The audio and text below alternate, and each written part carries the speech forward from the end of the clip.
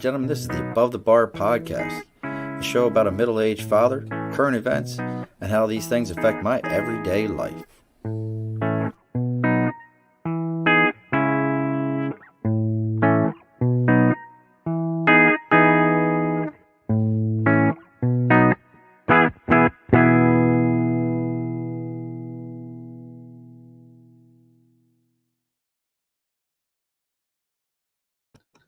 Alrighty, folks, welcome back to the Above the Bar podcast. We are bellying up to the bar again today. It is Wednesday, September 15th.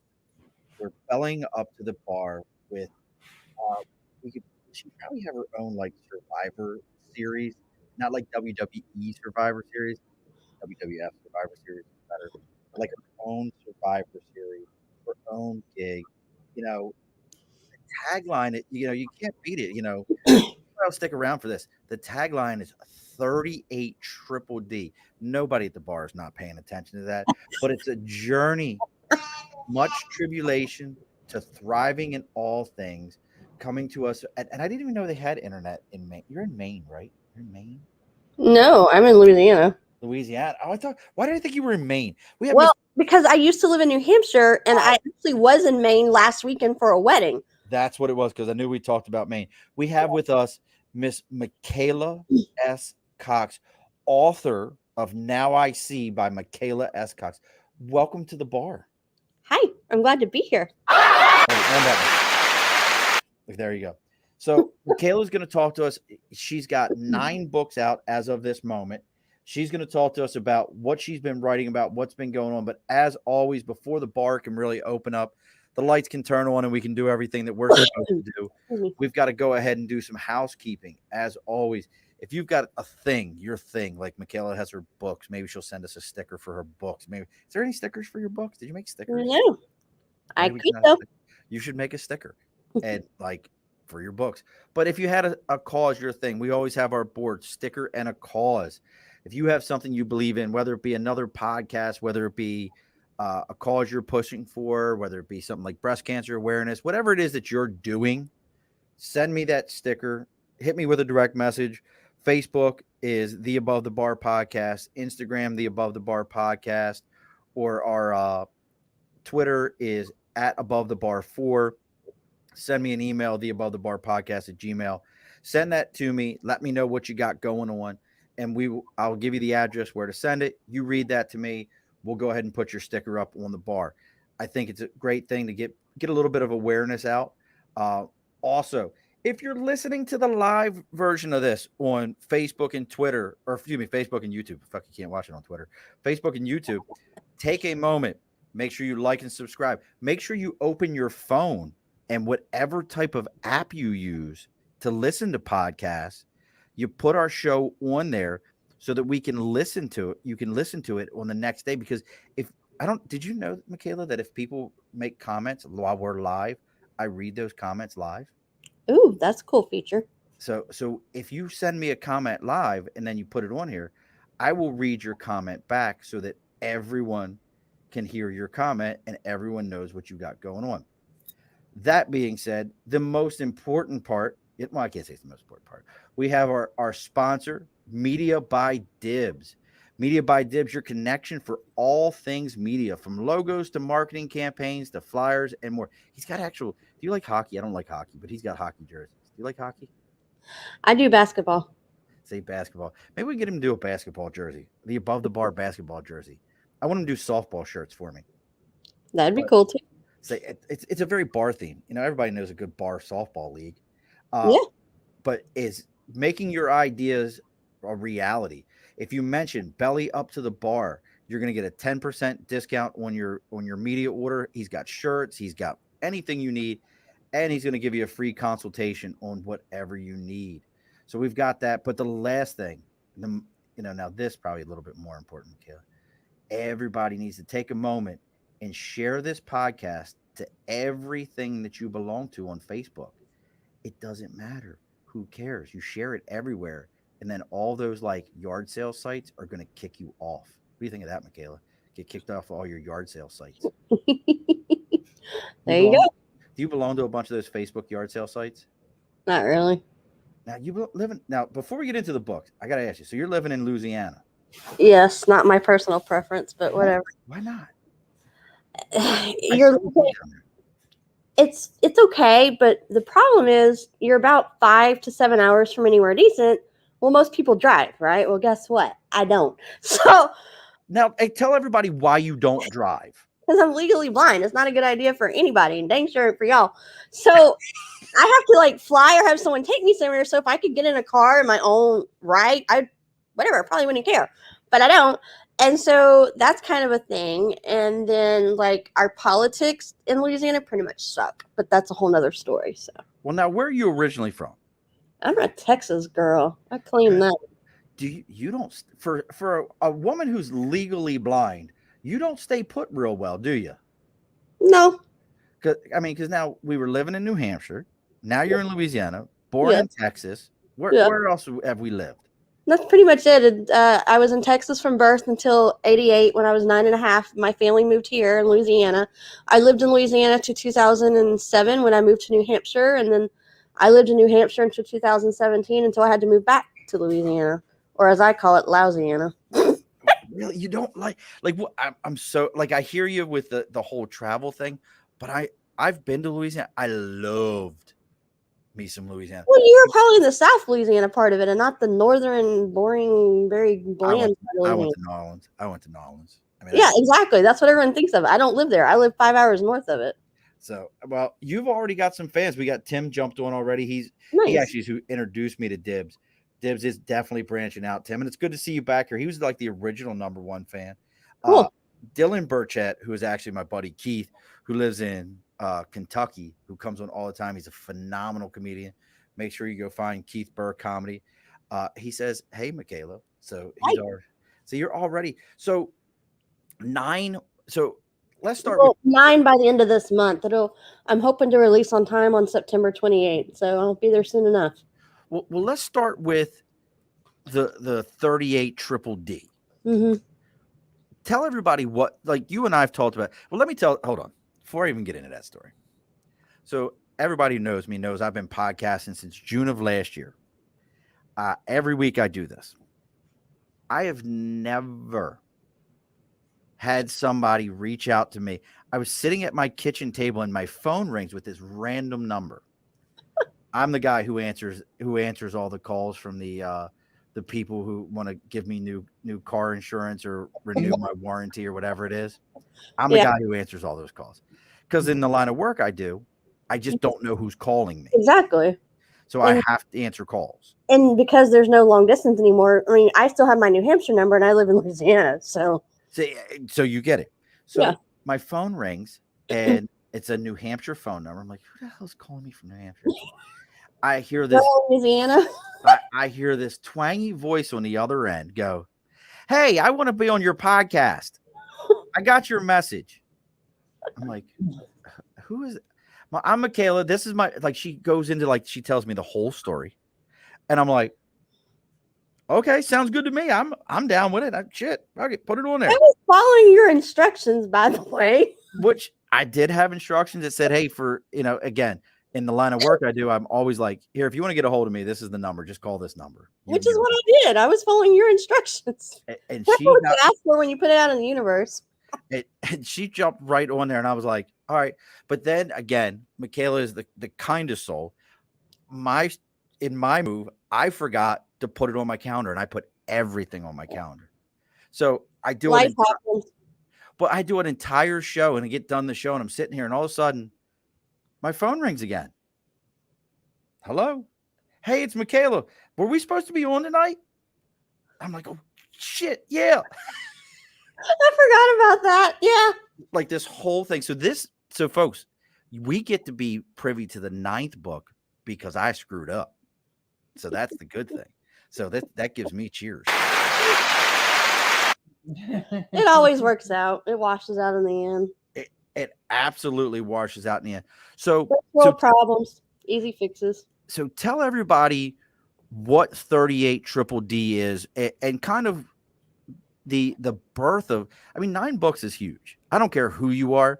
To have 9 books in you is a pretty major thing. So tell everybody what that's about. drop in the bucket for when I appreciate the kind words, but this is what I do all the time. I was talking to friends and Wait a second. Why the pause for the word friends? boyfriend. We've Oh, started okay. dating recently, but anyway, I'm trying to be protective What you of say? He's just a friend. identities. Don't worry You about it. say he's just a friend. Yeah, baby. we were talking today, and I was like, my brain just added a whole bunch of books on top of the 80 that are already mapped out. So 9, yeah, okay. So what's the basis of all your books then? It's life experience. It's whatever inspires me. I've always written. People ask me all the time, why do you write? Or, how did you start writing? I was like, it's who I am. It's what I do. I'm not thinking about it. I'm obsessing about it. Or if I'm not doing it, I'm thinking about it. And I was a weird kid. I wrote my first piece in 2nd grade. I was an editorial on politics. Go figure, what the crap. Oh. And then I wrote my first poem in 4th grade. Now, obviously, what I wrote then is not what I write now, but it's just what I I do. hope so. Dear Barbie, I need you to meet my friend Ken. He's a hell of a man. Kind of a little plasticky and flat, but he's a hell of a man. There you go. I mean, look, Dibs is loving you, or Dylan's loving you today. Keith, natural storyteller. She really is. Like, I mean, to have that in your head. So, your first official book comes out. How old are you? I started picking with it in high school, and I finished it in 2004, and life got crazy, whatever, different things. And so I finally released it 10 years ago in 2011, and it was a collection of poetry. It was entitled Heartfelt Meditation, a collection of poetry inspired by cherished scriptures. And it was about 70 poems that I had picked at for 10 years or 8 years, and it ended up being about 320 pages. So anyway. Wow. Now you kind of brushed over something. I'm not going to let you brush over it. And if it gets to be much, I will completely, we'll have to bring Keith on because he actually has a degree in this stuff. But you brushed over it. You said, some life happened. Tell everyone what 38 Triple D, a journey of much tribulation to thriving in all things. Am I saying it right? I am saying it right. Yeah. What does that really mean? It started out from birth. I was born totally blind. Actually, I've been disabled my whole entire life. There'll never be a day where I haven't taken a breath or not seeing through screwed up eyes. My vision's totally jacked. Literally. And then at 7 months old, because of my background, I'm a woman of faith and have been brought up that way. We believe God did a miracle and granted me my sight. So I do see. It just happens to be impaired. And somewhere in adulthood or teenagehood, it switched to legal blindness. And so that was the first one. So wait, so at 7 months, you could see, like, just see. I got my vision back at 7 months. I don't know what the metrics were then, but yeah, okay. I could finally see, even though it was screwed up. Okay, so it was still a little cattywampus back then too. Oh, it always has been. I mean, I go over the exact details in chapter 1 of Now I See about what exactly the doctors were saying. And they thought I didn't even have an optic nerve, but the problem was it was so pale they couldn't find the dang thing. So that's the root cause of it, is the optic nerve is totally shot and jacked in layman's terms. So, and then you add about 5 or 6 other issues to it. And if you say it in Southern terms, it's cattywampus. Yeah, that too. See, and I understand that term. Yeah, It'd be screwed up. Mm-hmm. It'd be all messed up. Let me tell you now, son, that thing is just jacked up. Cattywampus is gonna be. Yep. And then you have, I have astigmatism, nystagmatism, nearsightedness, crappy peripheral, and crappy depth perception. So let's make it really complicated and fun. So catch was not happening. We're not playing catch. Nah. So now that's a jump. Doctors had me excused from a lot of high school PE classes because they were worried about things coming at me outside of my peripheral, and if it was fast and hard, then they were afraid it was going to screw it up more. So I didn't do a lot of stuff in PE. Right, could knock the optical nerve even more. No, that makes sense. So they just like, nah, you're going to stay out of that. That's not advisable. You might want to stay away from it. So that's another reason why I like basketball, because that was actually a sport that I could play and follow and actually see the dang ball. And to this day, when I watch basketball, I don't need someone telling me. I mean, I understand football and I understand baseball, but that doesn't mean I know what the crap happened on the field. Right. You But understand I it. can see the ball being ran from one end of the court. So I think that's why I like basketball so much. I have to get you into lacrosse. Because lacrosse plays are basketball plays. They're the Oh, exact same, especially indoor box. So oh. now we graduate from high school. What's the next piece to this? I went to college and I did what most people do. You find someone to date in college. I dated him for 3 years and we, did the proverbial American thing. You graduate from college, you decide you get married, and we got married, and it lasted for all of 3 years, almost 4 years on paper, because it was a load of crap. And so it didn't work, and he's an ex for a reason, and we got divorced. Hence the second D, divorced by 26. Right. So that was the one. I knew something happened at 26. Okay. Yeah, that So was my divorce. divorced at 26. Mm-hmm. What now we got a third D. Yep. And then 3 months after I was divorced, I met Chapter 2, which was my husband. And we were together for almost 12 years. And he was the one that passed away in 2017. And so that was the third D of death of beloved spouse, and thrown into solo motherhood because I had 2 kids with him. So, yeah. Wow. And they were 3 and 6 at the time. Not the youngest, but not the oldest either. Right. And too young, young enough to know something's not right, but not old enough to really be able to comprehend what's changed here. Yeah. So now by this point, you're 38 years old. How many books do we have? I hadn't really at that point, because the other part of that life journey we were all talking about, I was in grad school from 2000. So after 2004, I got divorced, and then I had to figure things out. And then I met John in 2007 or 2005, and then we were dating, and I was working and going to grad school. And then we moved to New Hampshire because of his military career, because he transferred states from the Louisiana National Guard to New Hampshire National Guard. And then I went to school again. And when I'm in school, I don't do anything else but school because of the vision, because it takes me 10 times longer to do everything. So I don't have time for anything else. And then we had our daughter, and then I decided to go to grad school for 5 years with having an 8-month-old. I don't know if that was intelligent, but it worked out. And in the process, I had my son while in grad school, and John was in grad school and doing military and work and married and kids and all this stuff. And yeah. And then, so how I did all that is I would use nap time and nighttime for grad school work, and on the weekends when he wasn't at drill. And so when I got out of grad school and was done writing for all the professors, I was finally able to focus on my writing again and do something with all those ideas that I'd had for 5 years in grad school.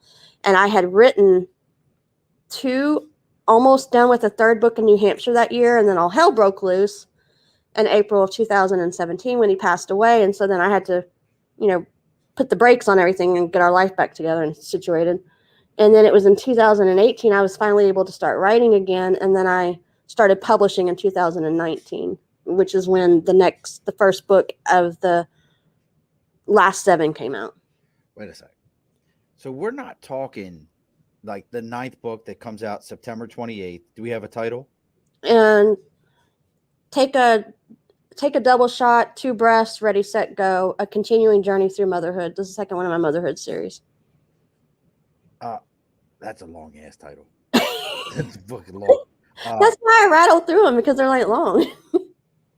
So now so you were 38 in 2017. Yes, okay. Almost 39 when he passed away. I would have been 39 that November, so I was 38 when he died. So you didn't make it to 39. You skipped that one. I wanted to skip it, but my family wouldn't let me. It's good to have family around sometimes. So wait a sec. So like the math just kind of hit me. So in 2019, you released your first book. Mm-hmm. You've been releasing almost 3 books a year.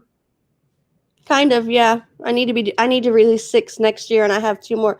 I have 2 coming out this fall, maybe 2 others if I do the companion books, and 6 next year, plus extra additional projects. I can't just do one thing. Good Lord. Yeah, that's what I do. It's the way I roll. Holy crap. Down here. And you're getting a lot of well, I can't say you're getting a lot of love. I'm getting a lot of abuse already. Nate says it's impressive that you even understand the way I talk. Look, this is a Baltimore accent, and it's not even a hard one. It's a mid-Atlantic. I live up in, well, you've lived in New Hampshire. People way are like, So are you like from Georgia or something like that? Like, No, not a Georgia accent at all. And it's not even a Texas, Alabama, or Louisiana accent. It's totally different. And first of all, they want to talk about our accents, then you need to listen to their Massachusetts accent. Give me a is that break. thing not ridiculous? Yeah, especially the South Boston one where they put A's where R's are and R's where A's are and not. It's ridiculous. I'm like, how did you get that out of that? Well, here's the Sorry question. if you have any Boston listeners and they're offended, but it's just the That's all truth. right. Now, what comes out of the sink that you put in water? What do you call the stuff that you put into a glass that comes out of the sink? Water? Yeah, see, you say it the right way. It's water. I say it the same way. But is it a sink or a zinc? Sink? See, I have a tendency to try to almost put a Z sound in there. I don't mean to do it, but I do it. I just don't think about it until someone points it out to me. So I don't know.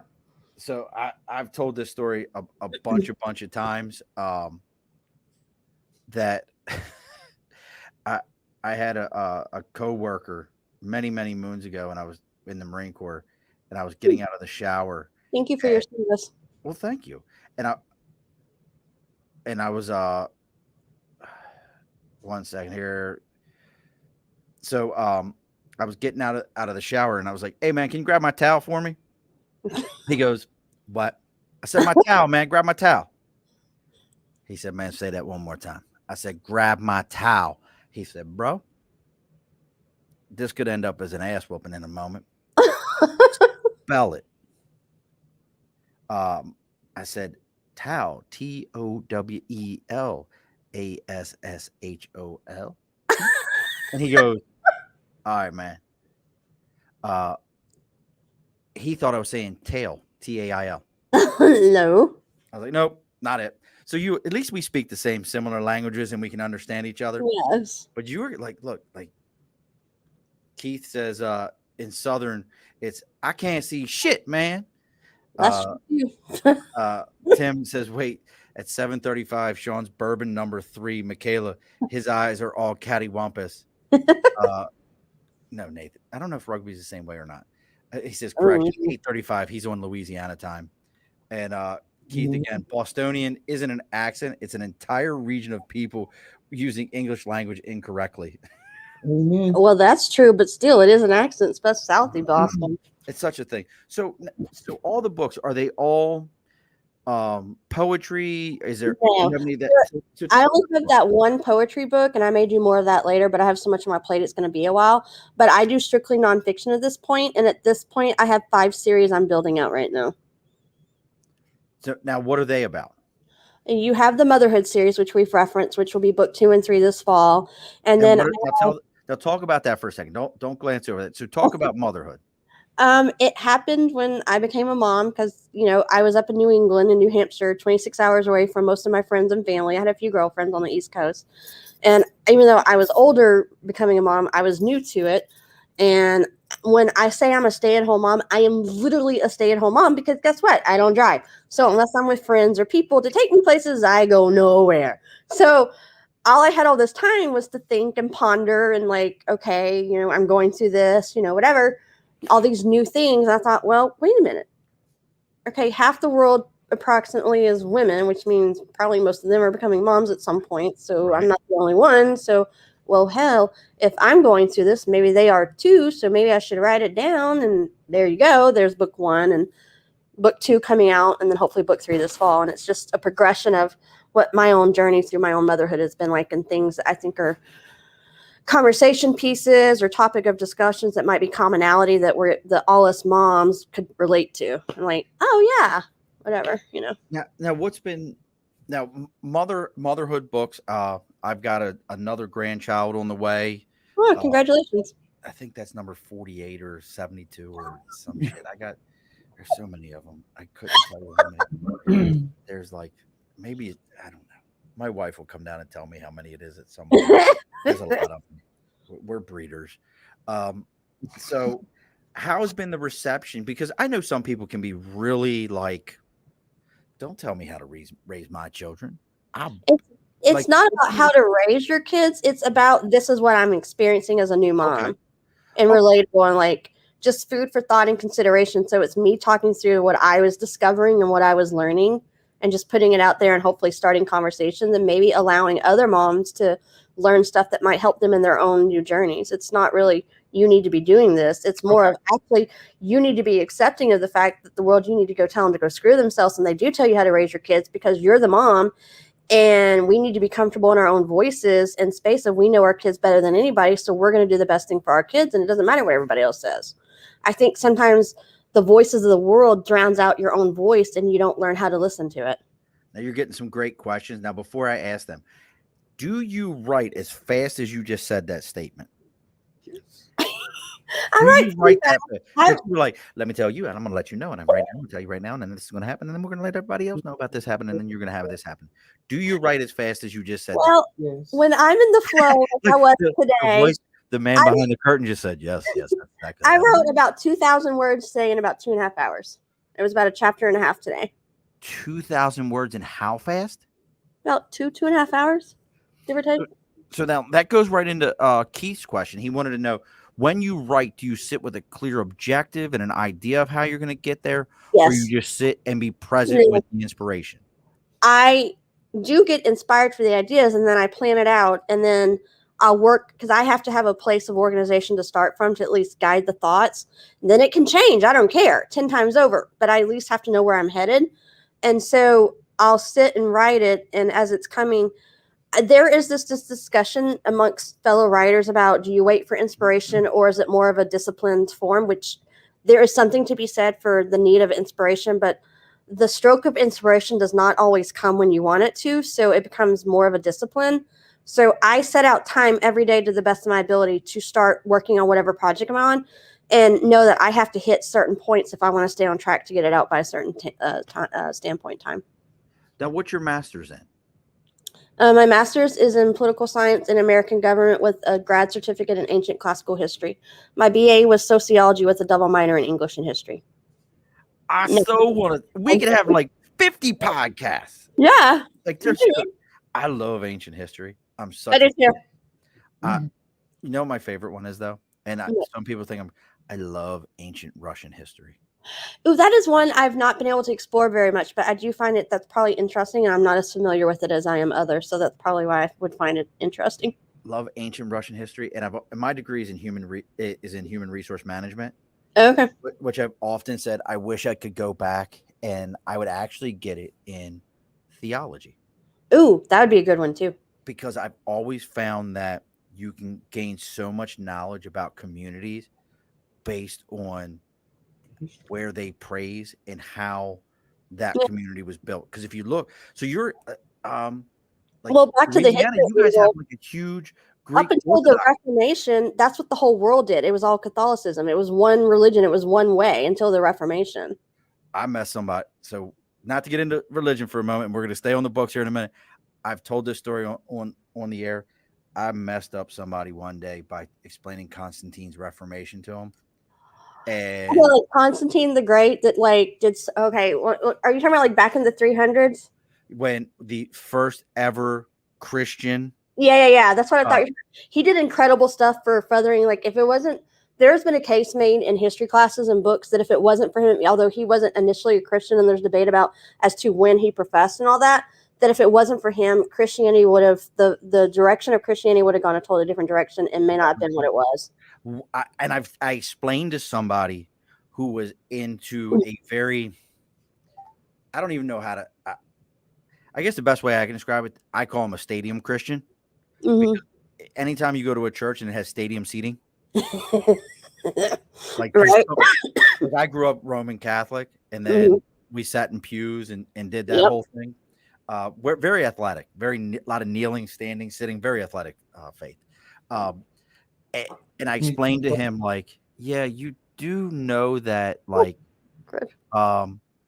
before Constantine, there was like a whole bunch of books, and there was like stuff in there that basically said you don't need to go to church. You could just kind of do your own thing and, go stand out in the woods and pray, and you'd be fine. And he was like, what? I'm like, well, when two people are gathered in any one place, you can worship. Thank you. And the building is what makes it worship. It's the people in the building that's doing the worship. It happens to be a location where you go to do it. And I messed him so up with this, and he was like, and I was like, oh, I shouldn't have done that. I really I feel Well, bad. if we really want to get into history and debate, I made a case in graduate school when I was doing my grad certificate that we would have never had the Protestant Reformation, or at least it would have been delayed, if it wasn't for the Great Schism of 1064, 1054, because that was the first time someone dared to argue and go against the Catholic Church. So it set into motion something that had never been thought of before. So the case could be made, had they not done it, then Martin Luther may not have dared to even ask the questions he asked. But that's a whole nother. We got a whole thing. This is what. Well, I think we just set up the next time that somebody's going to be on my show. Okay, I'm down with that. And everyone can have that conversation. Yeah, those are a whole bunch of rabbits. We could go out those holes. Look, I call them left turns. My show makes hard lefts the entire time. Girl. Tim says, was the original motivation for writing the books more of the idea of releasing? What was in your head? Like, was it to help others, or was the idea that, hey, maybe, you could make some money out of this? Well, I mean, money's always good, but mine's always been, and I would love to make some money now, especially current events since 2017. But mine has, and even now it's still first and foremost, I want to share ideas. I want to start conversations. I want to start dialogue. I want to maybe help other people along their way, especially with the latest book of Now I See in the Journey. I've been traveling myself for the last 4.5 years of maybe helping others along their own journey of tribulation, seeing how I did it, even though my tribulations may be different from someone else's and vice versa. But it's still the same idea. If you want to overcome and achieve things, you still have to do certain things. So. It's so, like, I wish I could hug you and high five you just at the same time. It's like, like we just do, make it all happen. And Jeanette, superfan Jeanette, she says people will respond to your honesty and your triumph and struggle, and then rather than feel not good enough. So I love my Jeanette. Yes, Keith, the Russian oligarch is a whole nother animal. They are, God, they're just like, have you ever looked into you have this great degree. You have to go look into the Russian oligarch and all these people. And yes, televangelists are out of their mind. Keith, like that. I remember, but I had an aunt. Did you ever have so this is a very Southern thing. If you're not Southern, this may not make sense to you. But I know in my family, who my mother's side is from Tennessee, growing up in Baltimore, they were East Tennessee. Like, I have family, like, it's the Appalachians. It's not. Oh, yeah. Like, I know how to say it. Appalachian, yeah. Did you have any televangelist, like, relatives that, like, would sit and watch, like, Tammy Faye Baker and Jim Baker? Heard the names and I remember all that stuff. I heard my dad's dad supposedly used to watch Jimmy Swaggart, but then when that all went down in, I guess, what was it, the 80s? I don't know if he did ever again after that or not, and I don't remember, but I heard he did. I don't know. So you got to get in, like, that's a whole thing. Like, especially if you find out about, like, Tammy Faye Baker and her whole deal. Like, that was amazing. So we've got all these books now with the books themselves. Is there any of them that are like stories, like, hey, I created a character and this is their journey on stories? Any of that? Not yet. You told me that's mainly fiction, and that is not my wheelhouse. I am smart enough to know where I need to stay, and it ain't fiction. I respect it and I love it, but I can't write it. My mind doesn't work that way. So all these are based on events, feelings, things that are happening. Yeah, or just my thought process of something I think would be an interesting conversation or dialogue to get people, thinking about things, and just my observations and things I find interesting. Now, out of the with the 9th one coming up here, with a super long title, it's like the title is a book. Can we work on shortening that title up? To check this shit out? Like, we're gonna shorten the title up and just call it "Check This Shit Out." With all these different books, now, obviously the first one you wanted to get it out, 320 pages. It's all poetry that you wrote. You said years of putting this together. Have you, of your books that are in your head, and we talked about this beforehand, folks, before the show started, Michaela said that she has 80 books in her head that she wants to get out. Mm-hmm. Is there one that you're like, I need to write this, but I'm not going to? No. So there's none of those books where you're like, there's like that like Pandora's box book where you're like, I should write this. I have this, but I can't write this. No. Nothing. Nothing. That's wild. So is there one that that you're like, you haven't written? Maybe this is a better question. So if there's none that you can't write, is there one that you keep kicking down the road to write? Like you're like, hey, I should write this one, but you just keep kicking the can on it and you just haven't written it yet. Not really. I mean, I think my own life journey kind of did it by default just because of what was going on after losing my husband and trying to get situated. And I needed time to process before I could put it on paper. But I was ready when I wrote it last year. It was just kind of by default, not me choosing to put it off. It's just the way it went. You know what I mean?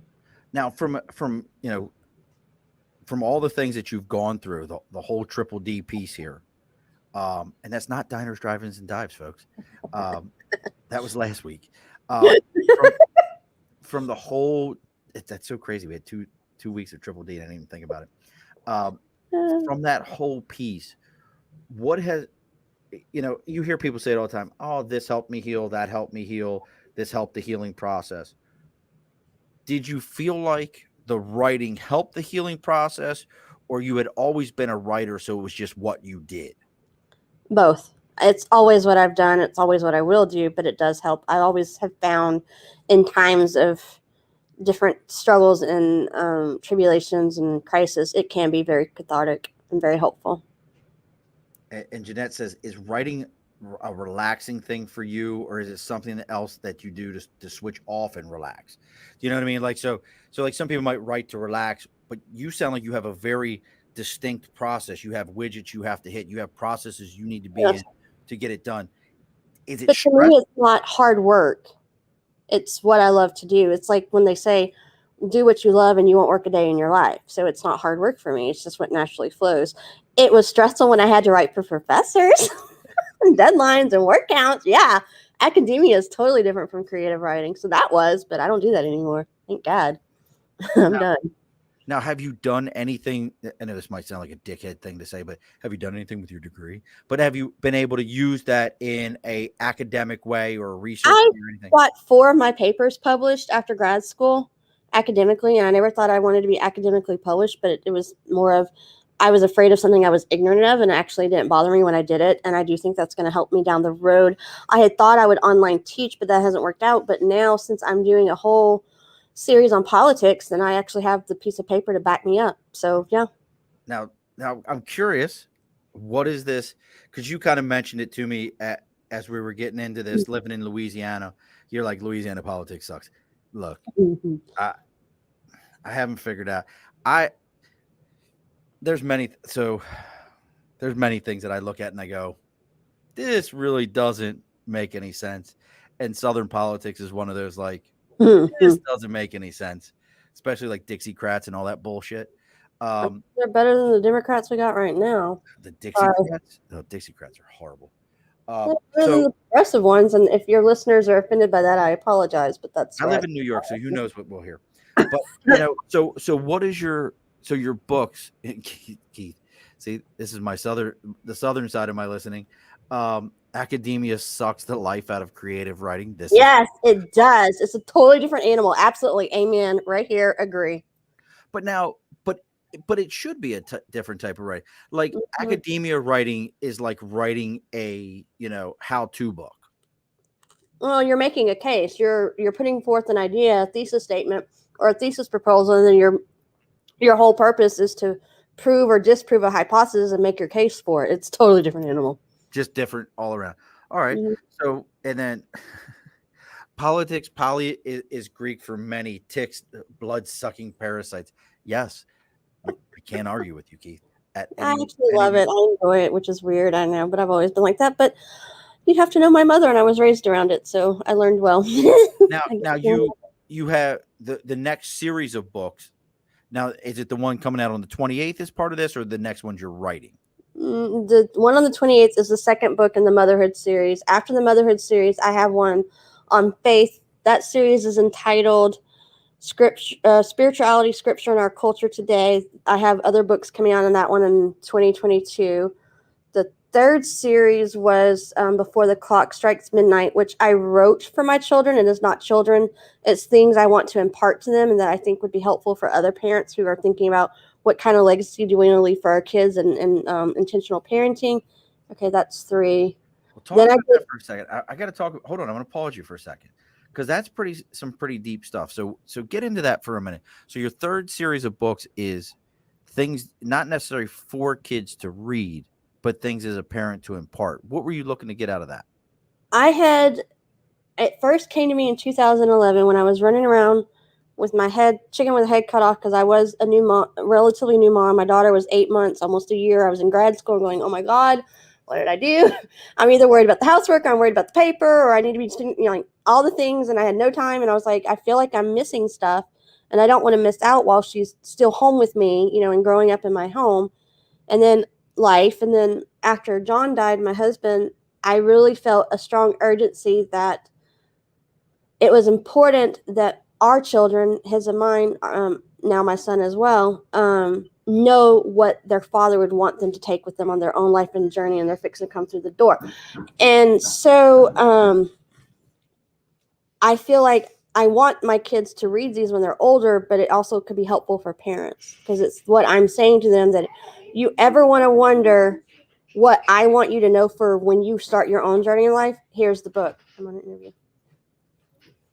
So this is kind of the hard stuff it is to tell your kids that, now you have an opportunity to kind of say, hey, this is what I have for you. This is the things I need you to do in life.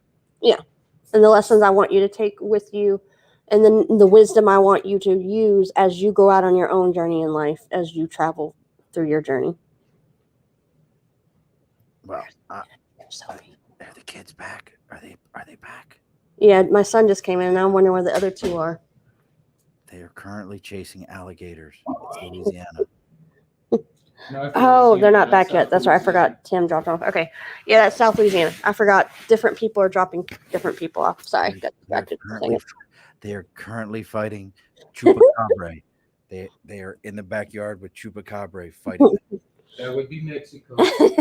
Either the Chupacabra are everywhere. No, Louisiana, we have the Rougarou. See, look at that. I don't even. What the hell is an ooga ooga? A Rougarou. South Louisiana. You're asking the wrong person. See, that's why I love. Like, you gotta love the South. Everything's spooky. It's 9,000 degrees. Like, it's 150% humidity. Everything is spooky.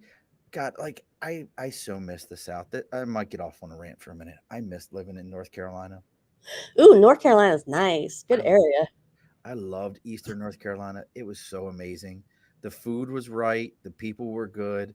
And it was like, but it was just during the summertime, every day was 30% humidity. Every day. Well, it's not as humidity. 30% chance of rain. 30% chance of rain. The humidity in the Carolinas is not as bad as it is like in Texas and Louisiana, Alabama and Georgia and Mississippi and Florida or whatever. Like the wind, what blew my mind in Texas was the wind. Yes, depending on where you're at, for sure. I drove cross country along the 10 from Florida to doggone Camp Pendleton, and I had a Nissan Frontier at the time, and I had one of it wasn't a sunroof, it was the moonroof where you like kind of like pop the piece up. Yep. And the wind was so bad that it would blow across the side of my truck, and you could hear that thing just trying to pull the latch up. I'm like, yeah. I'm like, I'm gonna blow away here. This is some bullshit. Yeah. And yes, Keith, I can plural anything. Chupacabras.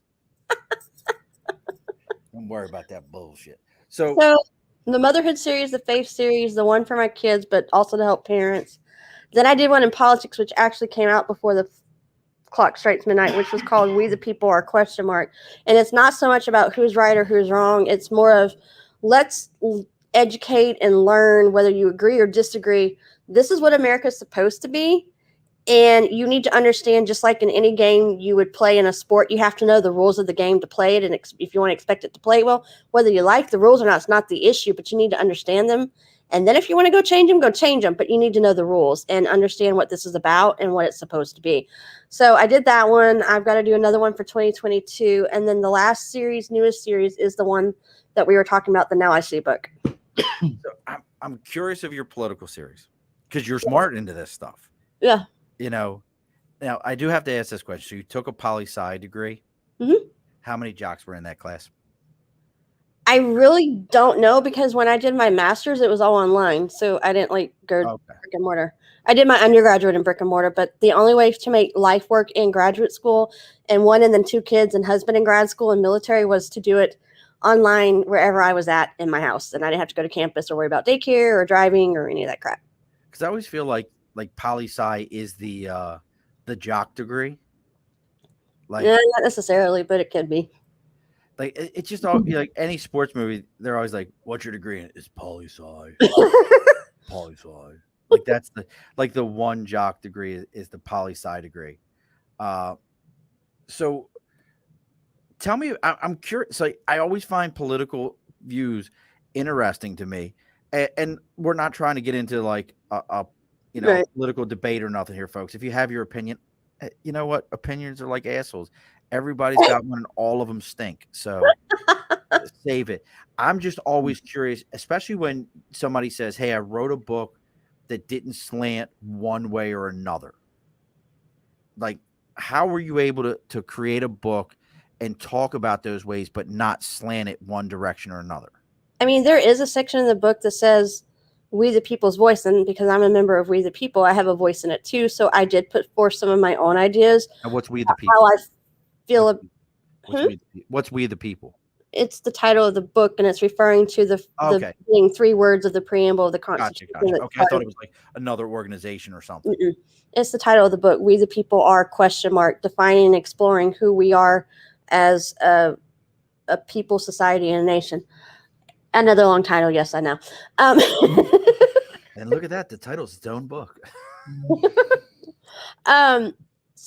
But I stuck to more of, I was using this to educate and inform and share the importance of understanding our country and what it was supposed to be in our system of government. Agree, disagree, don't really care.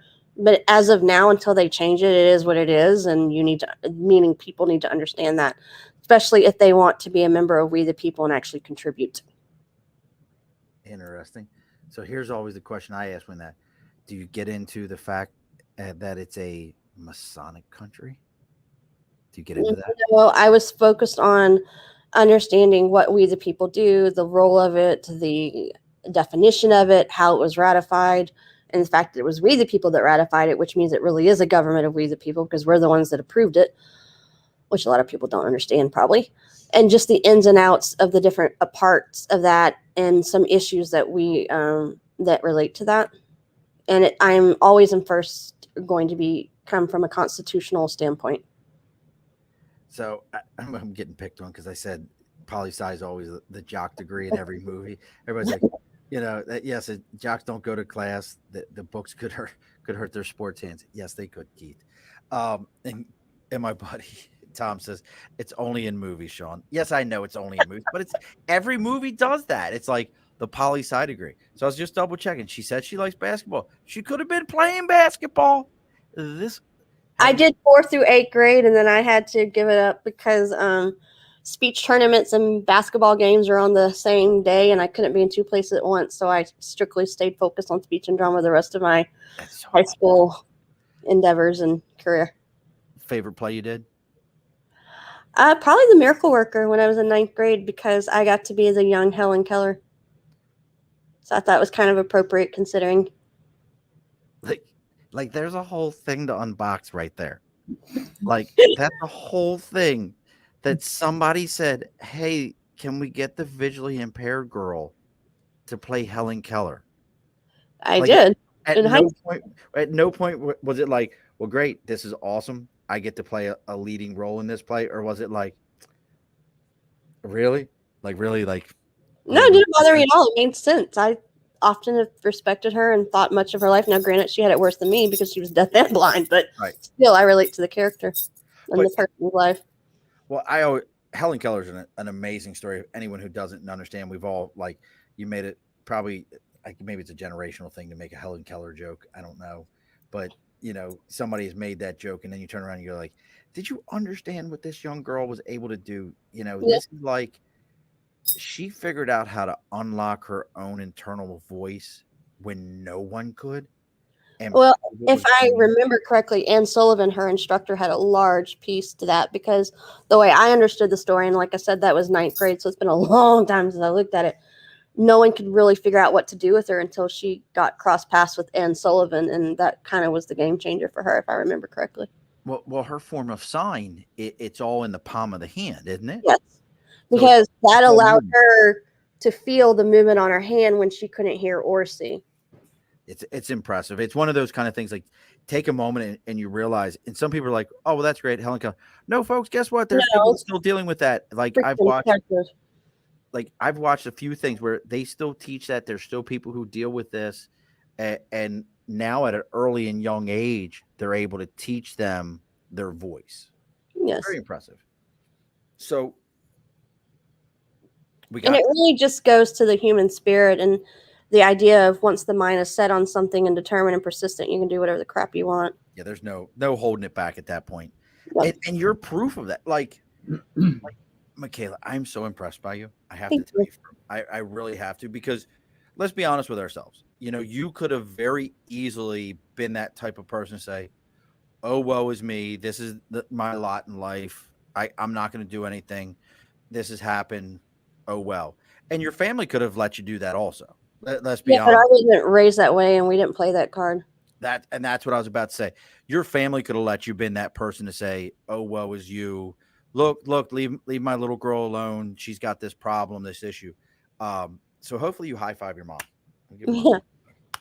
Because that's a really, as a parent, you never want your kids, to fail. And it sounds like your support system is amazing. Like I'm very impressed by your support system, except whoever that is to your left that trying to tell me about crazy animals in Louisiana. I don't know what the hell that shit about. Crazy Louis. Next thing you know, he gonna be talking about what's the Yetis or what's the other one? Antarctica. Thank you. Who Day. Oh my god! We're not playing Saints game. Yeah, and I don't do the Saints. I am not from the state, and I don't support them. And I get in trouble for around here because I either go for the Cowboys, Falcons, or Patriots, and I don't care. Well, I mean, born and raised in South Louisiana, and I don't support any Louisiana team. I mean, I guess I can go with the Saints, and they have a hell of a quarterback right now. That's a whole nother show, though. So, where can we find? I thought he wasn't as good as Drew Brees, according to most people. He's nowhere near Drew Brees. His famous Jameis Winston is the reason why we lost 4 seasons straight in Tampa Bay. That's why we gave him the freaking Aints, because they ain't gonna do jack squat with him either. Like you can hear that Louisiana accent at any. You can hear that, but I bet you he boils his seafood, doesn't he? God. Sometimes I don't know. There's only one way to eat seafood. It's steamed. Negative, sir. Fried. Fried all the way. Listen to me. This is a whole nother show. Whole nother show. There is nothing like good Southern fried catfish. I'm sorry. And you can't get it up north. It tastes like crap. Listen to me. I grew up in Baltimore. We steam all of our seafood. Everything is steamed. Do you know how much it hurts my soul when somebody puts fried shrimp in front of me? I love fried shrimp. That's the only way I'll eat it. Oh God, you've never had good steamed shrimp with I got a culinary arts degree, and I still refuse to steam seafood. Well, one day if I ever make it down there to down that way again, actually, there's a group I follow on Facebook, Southern Boys, and I actually he posted something about boiling crabs, and I was like, steamed. That thing got like blew up. Just that line, I was like, no, you steam crabs. And people were like, I boil them. I'm like, then you eat mushy crabs. Mushy. No. Steaming crabs saves all the flavor. I've got like oh God, I'll send you the recipe. It'll change your life. Next thing you know, you'll be a Baltimore Ravens fan. You'll be loving life. That's going to be a negative, sir. Well, the only Everything reason, okay, does what's his name still play for the Ravens from Blindside? That would be the only reason because I like him. No Oh, way. You're talking about not Orlando Brown.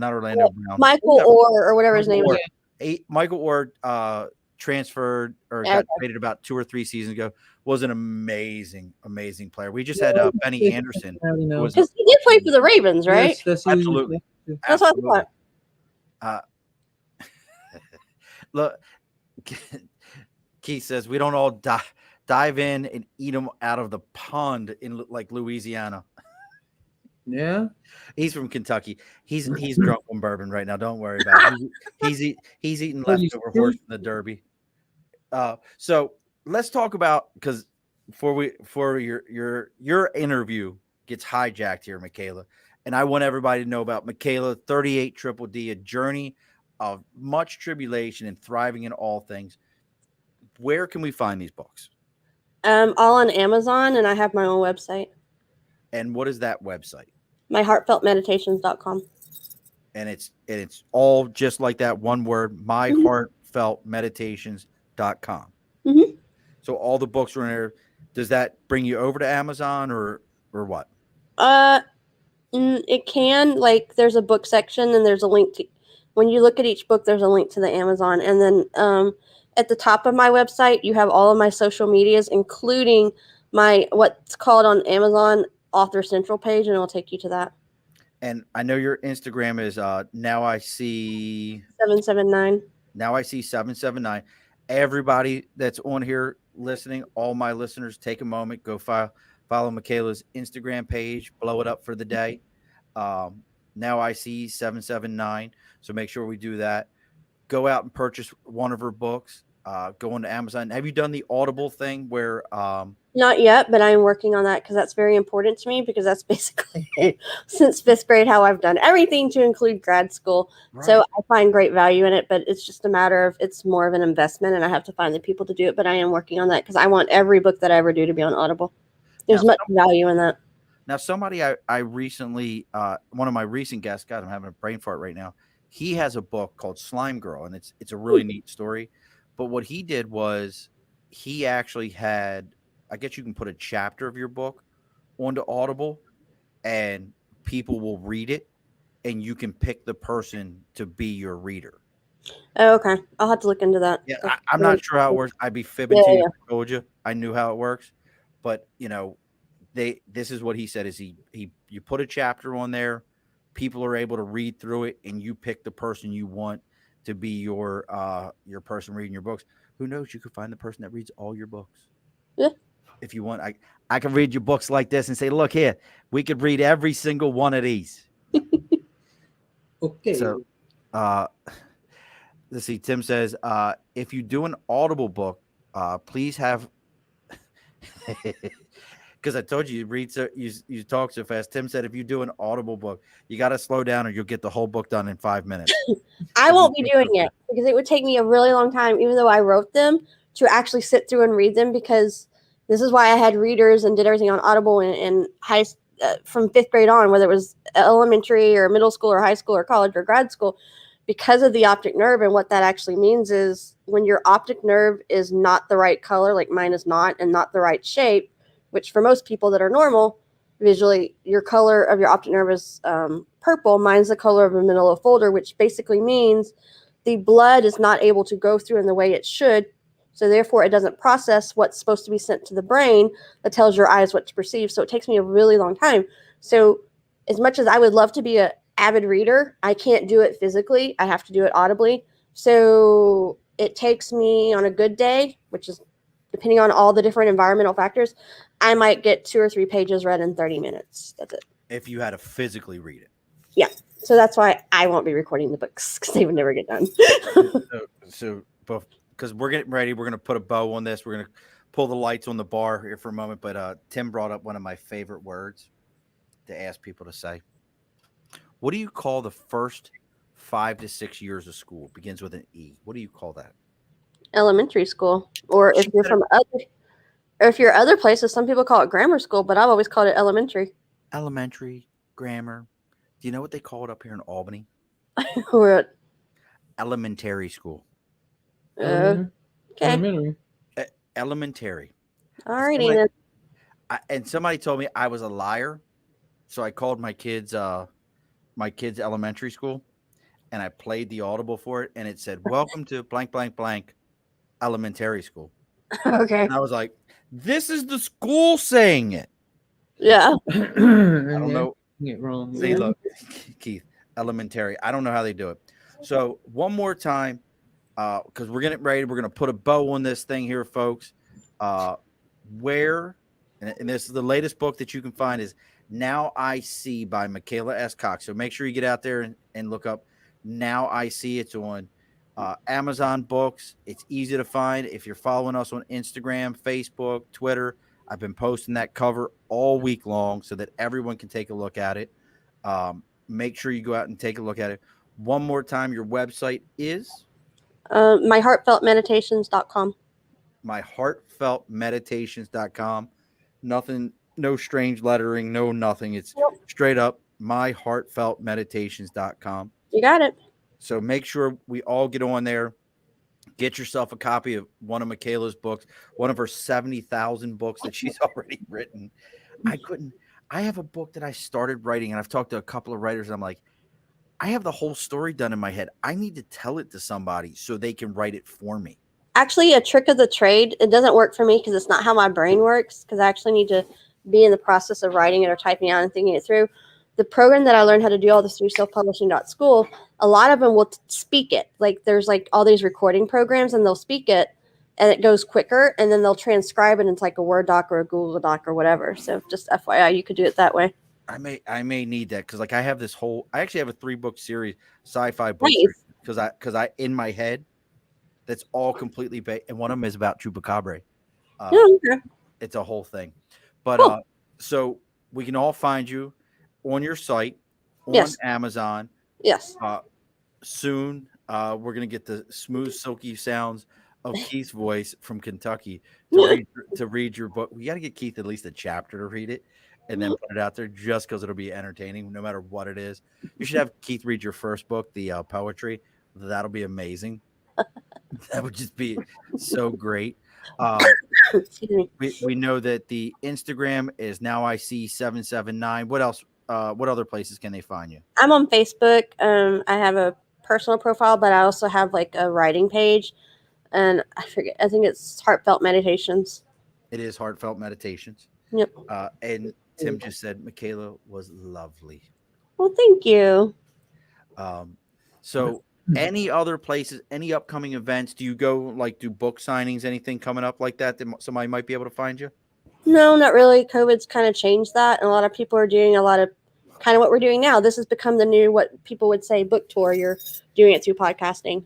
Maybe as the world opens up, depending on where you're at, people might go back to actually like brick and mortar physical book signings. But COVID really changed a lot of that, and for a lot of reasons. So that kind of put a wrench in everything for some reason. There's no denying that one. It absolutely has.